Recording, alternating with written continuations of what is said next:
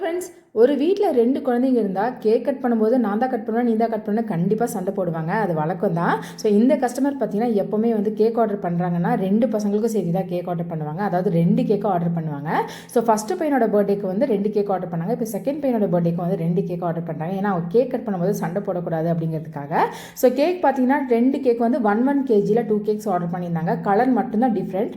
So அதுக்கு நான் different பண்ணுறதுக்காக என்ன பண்ணால் ஒரு கேக் வந்து ப்ளூ அண்ட் பிங்க்கும் இன்னொன்று வந்து ப்ளூ அண்ட் க்ரீன் அந்த மாதிரி காம்பினேஷனில் கொடுத்துட்டேன். ஸோ இது பார்த்தீங்கன்னா full and full white forest cake தான்.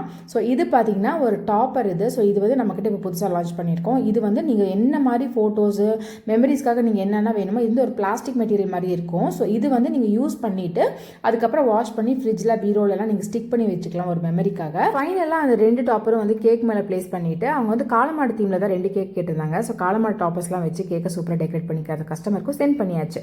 வீடியோ பிடிச்சிருந்தா லைக், ஷேர், சப்ஸ்கிரைப்.